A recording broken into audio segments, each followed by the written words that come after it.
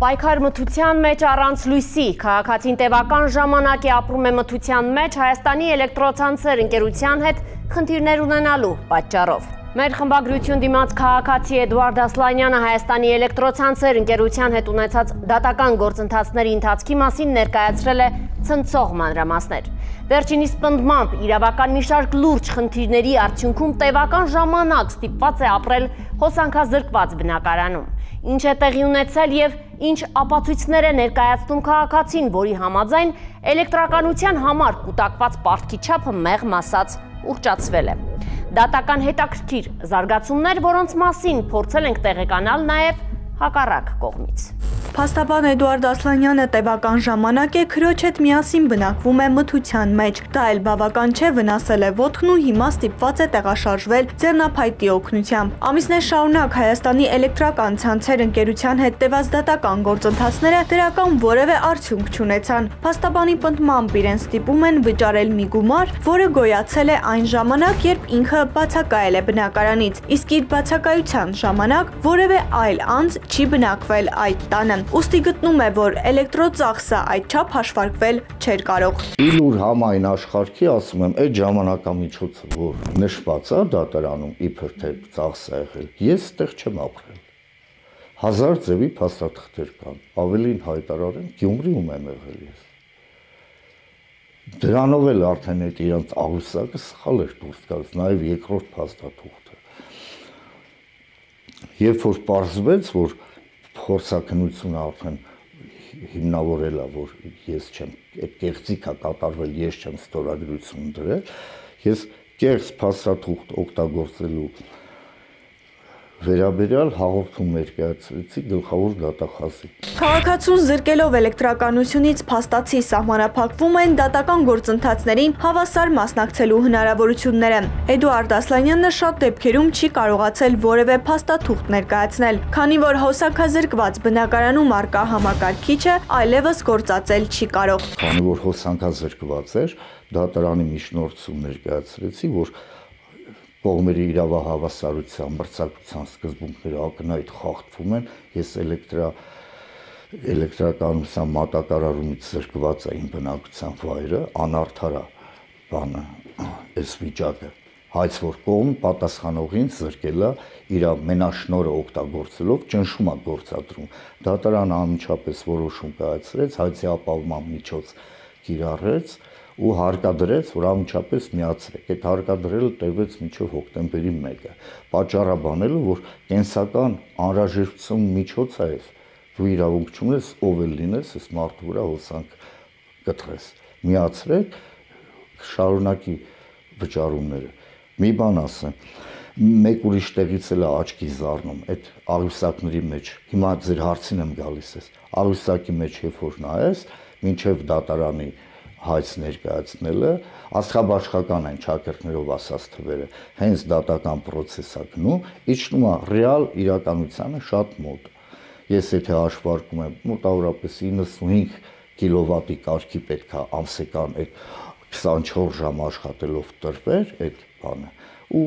տալիս են 120 կիլովատ, 135 կիլովատ, 300-400 կիլովատի փոխարեն։ Այդտեղից էլ է, որ նայողը,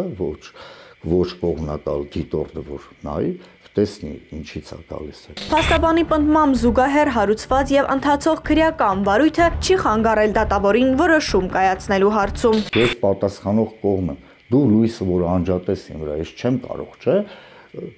կապի միջոցից է զրկում, նաեւ փաստաթուղթ գրել երկու հաղորդում նույն հարցի շուրջ։ Մասերի բաժանեց գլխավոր դատախազություն, դատավորի շուրջ ուղարկեց 21 թիվներ հակակոռուպցիոն կոմիտե, իսկ երկու ներկայացուցիչների նկատմամբ որպես կեղծ փաստաթուղթ դատարանում օգտագործելու ինչ է նշանակում, դատարանին խաբում ես, հա, օգտագործելու այդ դրվագով ուղարկեցին Աչափնյակ, Աչափնյակում համար տվեցին, միացրեցին արդեն 21 թվականից գնացող գործին, իսկ հակակոռուպցիոն կոմիտեն մերժել էր, չեմ էլ կարդացել ինչու, մերժումը եկավ,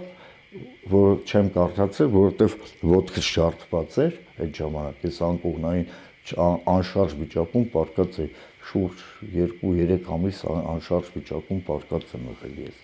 Ես չկարողացա իմ իրավունքները պաշտպանել, այդ բողոքարկումը անել, ժամանակ չեմ կորցրել։ Նիստ նշանակես, պատկերացրեք դատավորի նկատմամբ բացարկագնում հաղորդում ես տալիս, ինքը չի զգաստանում, ես իմ փաստաթղթերում ասում եմ միջնորդություններում կա, կասեցնելու մասին միջնորդություն կա գնացող քրեական գործ, որի վերաբերյալ որից ապացույցներ, փաստաթղթեր գործի նյութերում կան, փորձագիտական եզրակացություն, ինձ դժոխ ճանաչելու մասին որոշում ու հատկանշական այդ փաստաթղթերը պետքա կասեցնես գործը, դու ինչ ես գործ լսում, քո գործը չի, իմ գործը չի, ես ուղարկում եմ նիստա նշանակել, ուղարկում եմ դիմում, որ հետաձգի նիստի քննություն ես պարտադիր ուզում եմ մասնակցել, բայց առողջական վիճակի էպիկրիզ եմ ուղարկում, ֆոտոն եմ ուղարկում ջարդվածքի, որ ես չեմ կարող գալ, հաշվի չի առնում, գնում է վճռակայացնում դատավորը։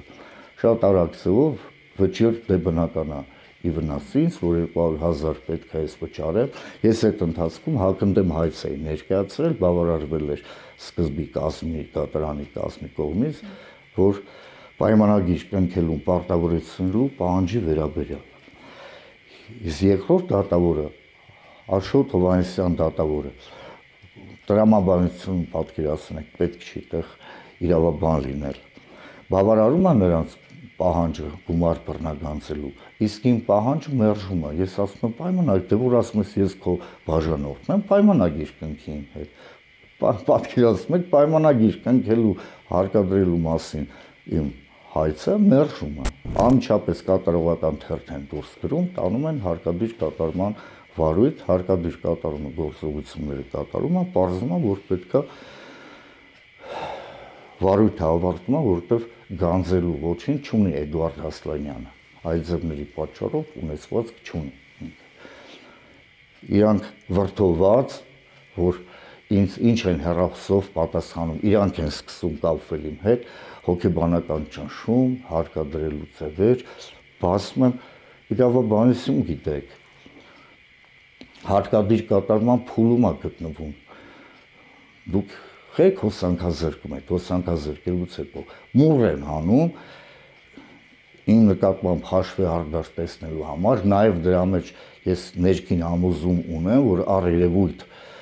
այդ երկու ներկայացուցիչները, որոնք դատարանում էին հանդես գալիս, իրավաբանական բաժինն են ներկայացնում։ Նրանք են կազմակերպել, որ ինձ գցեն նեղը, հոսանքազրկեն ամեն ինչ ու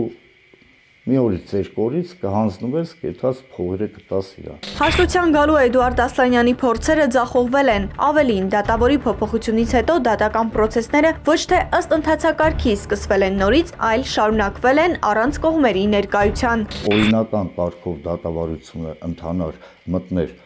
ենթադրենք նույնիսկ դատաքննության փուլ կամ ոչ թե դատավորը եկել է առաջին նիստը գործի ընթրի նախ չի ծանոթացել, որ ծանոթանար նիստն է նշանակում, նիստը վարում կայացնում է երկու կողմերի բացակայությամբ, այդ առաջին նիստով նաև Հայաստանի էլեկտրոցանցերի ներկայացուցիչներից ոչ մեկ չի լինում, ես էլ չեմ լինում այդ նիստի մասին տեղյակ չեմ լինում։ Ու ինքը այդ առանց կողմերին լսելու կայացնում է ապացույցներ բաշխել, այսինքն անցնել դատաքննության փուլ 4 տարի դատարանը չէր մտնում նախաքննության փուլ, ավելին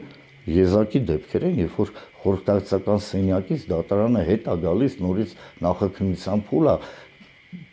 նախորդ դատավորը նշանակել ու գործը քննում է փաստաթղթեր ուսումնասիրում, նրանցից պահանջներ է ներկայացնում, որ ապացույցներ ներկայացնեն։ Ստեղծված իրավիճակի եւ հնչած իրավական խնդիրների մասին գրավոր հարցում ուղարկեցինք հայցվոր կողմ հանդիսացող Հայաստանի էլեկտրական ցանցեր ՓԱԿ Պաշտետիրական ընկերությանը, բարձելու քաղաքացու եւ ընկերության միջև տեղի ունեցած դատական գործընթացների վերաբերյալ էլեկտրական ցանցեր ընկերության կարծիքն ու տեսակետը։ Մեր հարցմաննի պատասխան նշեցին, որ էլեկտրոէներգիայի դիմաց պարտքը ձևավորվել է դեռևս 2002 թվականից սկսած թերվճարումների եւ չվճարումների արդյունքում։ Հայաստանի էլեկտրական ցանցեր ՓԱԿ բաժնետիրական ընկերության կողմից Երևանի ընդհանուր իրավասության առաջին ատյանի դատարանը ներկայացվել հայցադիմում ընդդեմ Էդուարդ Ասլանյանի 202,895 դրամ որպես սպառված էլեկտրաէներգիայի դիմաց պարտքի գումարի բռնագանձման պահանջով։ Քաղաքացիական գործով դատարանը վճռել է ընկերության հայցը բավարարել Էդուարդ Ասլանյանից հօգուտ ընկերության բռնագանձել 202,895 դրամ, որից հետո ընկերությունը դադարեցրել է Երևանի Ազատ Վշտունի փողոցի 3-րդ նրբանցքի տուն 9 հասցեի էլեկտրական էներգիայի մատակարարումը։ Էդուարդ Ասլանյանի էլեկտրաէներգիայի դիմաց պարտքը ձևավորվել է 2002-ից սկսած թերվճարումների եւ չվճարումների արդյունքում։ Այս պահին արկա է ուժի մեջ գտած դատական ակտ, որի վերաբերյալ կողմը տեղեկացված է, իսկ ինչ քայլերի հաջորդականություն է կատարելու քաղաքացին եւ արդյոք Հայաստանի էլեկտրոցանցերը հաշտության են գալու քաղաքացու հետ, կիմանանք հետևելով այս պատմության հետագա զարգացումներին։ Սակայն մեկ բան ակնհայտ է՝ քաղաքացուն առանց էլեկտրոէներգիայի թողնելը կարող է հանգեցնել կյանքի եւ առողջության լուրջ վնասների։ Չէ՞ որ քաղաքացին չի հրաժարվում վճարում կատարել, ընդամենը ցանկանում է վճարել այն էլեկտրոծախսի համար, որն ինքն իրականում ծախսել է։ Հանցավոր խումբը ստեղծել է 10,000 եւ ավել ներդրողներով ֆինանսական բուրգ ներգրավելով առանձնապես խոշոր չափերի դրամական եւ գույքային միջոցներ։ Իրավապահներին հաջողվել է բացահայտել խմբի անդամների ոչ իրավաչափ եղանակով գործող ֆինանսական համակարգում կատարված գործողությունների շղթան։ Ենթադրյալ ֆինանսական բուրգի համակարգողները ներդրումային հոսքերն ակտիվացնելու նպատակով սոցիալական ցանցերում հաղորդագրություններ են տարածել, որ կազմակերպության պայմանական միավորի փոխարժեքն աճելու է, սակայն նոր ներդրումային հոսք ապահովելուց հետո կտրուկ փոխել են նախկինում խոստացված պայմանները եւ մի քանի 100 անգամ նվազեցրել են փոշիացնելով ներդրողների դրամական միջոցները։ 2019 թվականին երիտասարդները հիմնել են OneCard ընկերությունը, որի շրջանակներում Android եւ iOS գործավարական համակարգերով աշխատող OneCard անվանումով բջջային հավելվածի, ինչպես նաեւ սոցիալական կայքերի միջոցով գովազդվել են տարբեր տնտեսվարող սուբյեկտների կողմից առաջարկվող ապրանքներ եւ ծառայություններ։ Բջջային հավելվածի օգտատերերին հնարավորություն է տրվել փոխանցումներ կատարել համակարգում գեներացված հաշիվների միջև, ինչպես նաեւ կարողացել են ենթադրյալ հանցանք կատարած անձանց կողմից կառավարվող հաշիվներից գումարներ մուտքագրել եւ կանխիկացնել վճարահաշվարկային համակարգի, բանկային քարտերի, էլեկտրոնային դրամապանակի եւ կրիպտոարժույթի միջոցով, որի ընթացքում յուրաքանչյուր գործարքի համար ծրագրային հավելվածի շահառույց գանձվել է շրջանառվող գումարից 8-ից 16%-ը առանց համապատասխան լիցենզիայի, գեներացնելով եւ շրջանառության մեջ դնելով 2 դրամ փոխարժեքով Crypto One անվանումով էլեկտրոնային արժույթը։ 2019 թվականին Հայաստանի Հանրապետության 5 քաղաքացիների նախաձեռնությամբ ձեռնարկատիրական գործունեություն ծավալելու պատրվակով հիմնադրվել է OneCard ՍՊ ընկերությունը եւ ստեղծվել է համանուն ծրագրային հավելվածը, որն աշխատել է Android եւ iOS ծրագրային հավելվածների միջոցով։ Նշված ծրագրային հավելվածն իր արտաքին տեսքով նման է եղել վճարահաշվարկային համակարգերի ծրագրային հավելվածներին, որում հաշվառված են եղել Հայաստանի Հանրապետության տարածքում ձեռնարկատիրական գործունեությամբ զբաղվող սուբյեկտները, ինչպես նաև ներգրավել են Հայաստանի Հանրապետության քաղաքացիների, մի կողմից ձեռնարկատիրական գործունեությամբ զբաղվող քաղաքացիներին հնարավորություն ընձեռնելով իրացնելու իրենց ծառայությունները կամ ապրանքները, իսկ քաղաքացիներին պայմանականորեն հնարավորություն ընձեռնելով շահավետ եղանակներով գնումներ կատարել եւ ստանալ համապատասխան գնումներից ստանալ որոշակի տոկոսով քեշբեքեր, որը գեներացվել է ծրագրային հավելվածի, նշված ծրագրային հավելվածի բալանսին համապատասխան պայմանական միավորների ձևով։ Նշված պայմանական միավորները ֆինանսական բուրգի համակարգողների կողմից ավելացել են օրական եւս 1%-ի չափով, որը իրենից ենթադրել է կամ պարունակել է հատկանիշներ ֆինանսական բուրգի վերաբերյալ։ Խմբի անդամները ոչ իրավական եղանակով գործող ֆինանսական համակարգում գովազդային արշավի միջոցով Crypto One էլեկտրոնային արժույթը ներկայացրել են որպես իրական ներդրումային հնարավորություն, օրական 1% շահույթի խոստումով։ 2020 թվականի ընթացքում համապատասխան չափով ծավալով մարտիկ ներգրավելուց հետո, ինչպես նաև ծրագրային հավելվածին եւ կազմակերպությունը հանրային հնչեղություն տալուց հետո ֆինանսական բուրգի համակարգողների կողմից փոփոխվել են որոշակի պայմաններ, Համաձայն որոնց ներշված պայմանական միավորները փոխարկել են դարձրել ծրագրին հավելվածում հաշվառված օգտատերերի միջև։ Այսինքն պայմանական միավորներին տրվել է կոնվերտացնելու, փոխարկելի դարձնելու հնարավորություն։ Այսպիսով հանցավոր խմբի կողմից ձեռնարկվող միջոցառումների արդյունքում ձևավորվել է 10,000 եւ ավելի ներդրողների մասնակցությամբ գործող ֆինանսական բուրգ, որում ներգրավել է առանձնապես խոշոր չափերի առնվազն 100 միլիոն դրամին համարժեք դրամական եւ գույքային միջոցներ։ 2021 թվականից արդեն ձևավորվել է համապատասխան ներդրումային միջավայր այն հանգամանքներում, որով արդեն ծրագրին հավելվածում հաշվառված ներդրողներին, պայմանական ներդրողներին հնարավորություն է տվել պայմանական միավորները ձեռք բերել սովորական գնման եղանակով տարբեր վճարաշվարկային միջոցների օգտագործմամբ, օրինակ վիզա քարտերի օգտագործմամբ, թելցել վճարային հաշվարկային համակարգի միջոցով,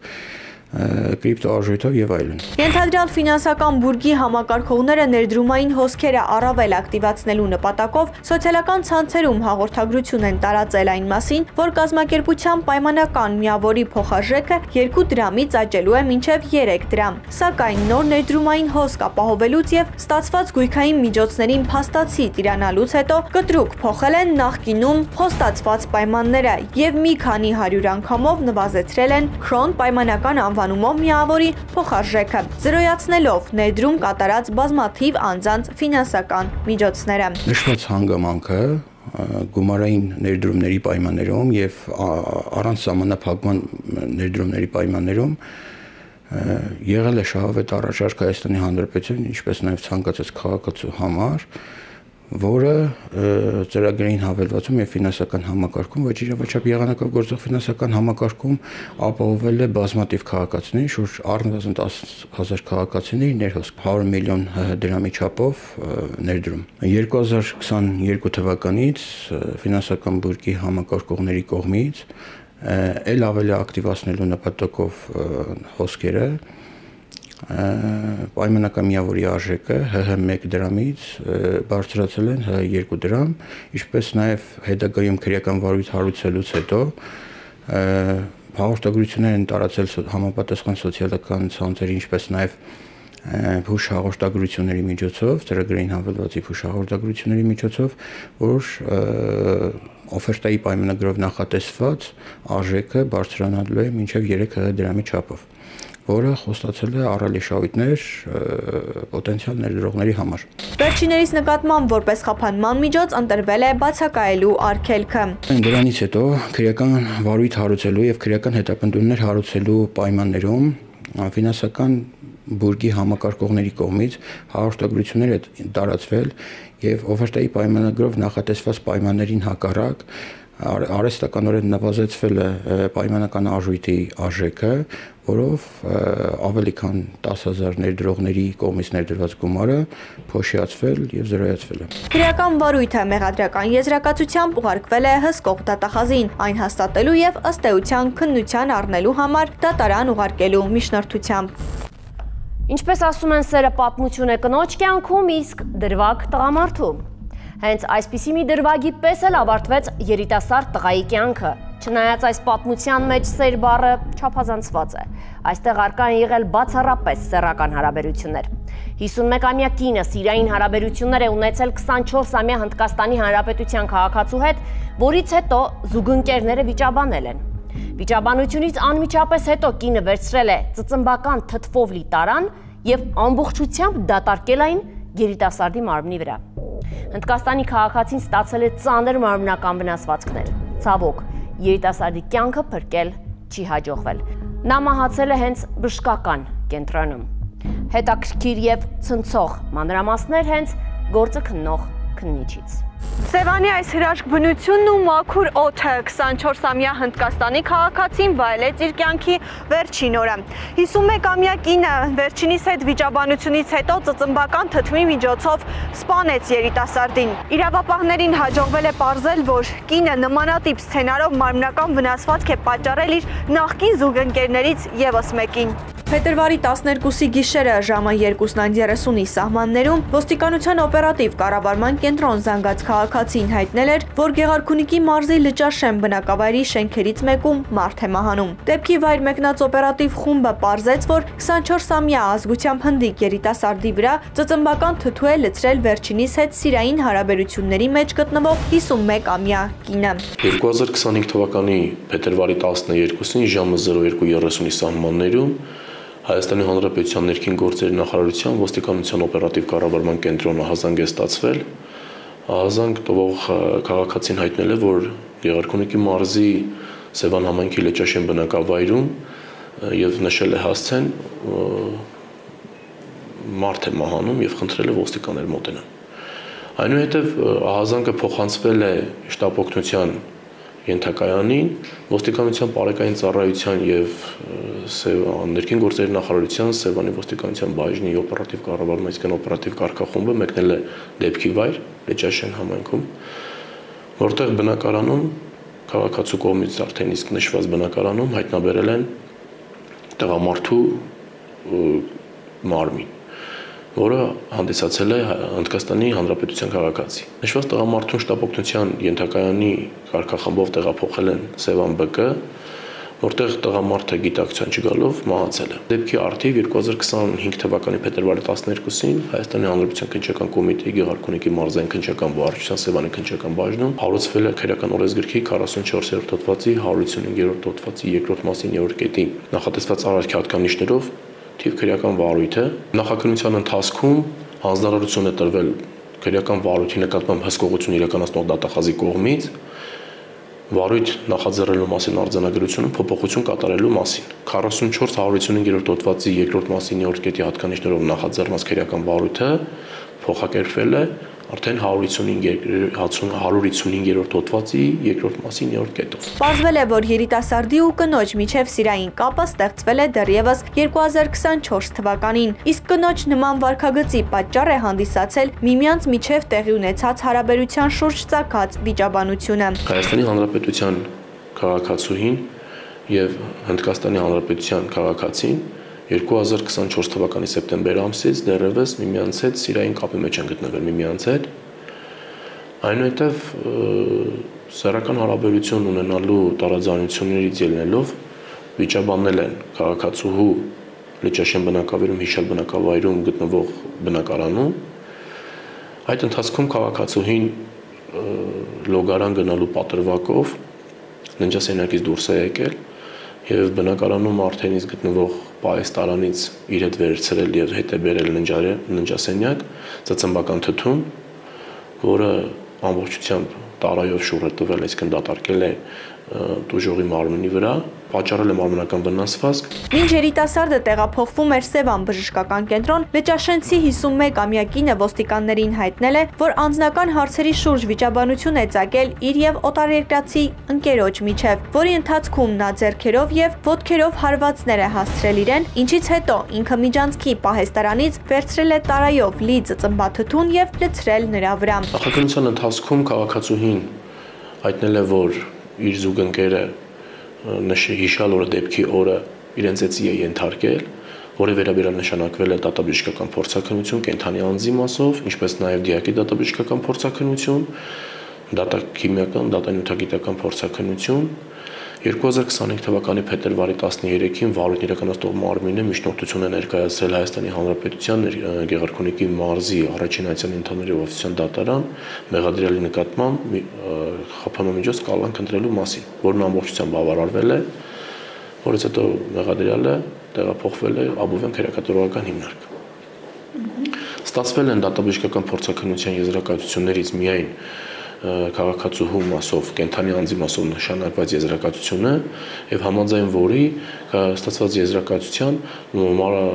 վնասվածքի աստիճանը եղել է թեթև աստիճանի, առողջանը չքայքայող։ Իրավապահները պարզել են նաև, որ մահացած երիտասարդը գտնվել է տնային կալանքի տակ։ Վերջինիս առաջադրված է եղել մեղադրանք ապօրինի թմրանյութ պահելու եւ օգտագործելու հոդվածով։ Նախաքննության ընթացքում պարզվել է, որ Հայաստանի Հանրապետության քննչական կոմիտեի ստորաբաժանումներից մեկում տուժողի վերաբերյալ վարույթ է նախաձեռնված, համաձայն որի տուժողը առաջին ատյանի դատարանի որոշմամբ եղել է վարչական հսկողության։ որի վերաբերյալ վարույթի նյութերում առկա է նաև տեղեկան կազմած այդ մասին եւ պրոբացիայի ծառայությունից ներկայացրած գրության համաձայն դիակի դատաբժշկական փորձաքննություն նշանակելու ընթացքում անդրադարձ է կատարել վարույթն իրականացնող մարմինը, պարզելու տուժողի այրան մեջ պարունակող ալկոհոլի քանակությունը, հոգեմետ հոգեներգործություն նյութերի քանակությունը եւ դեռևս չենք ստացել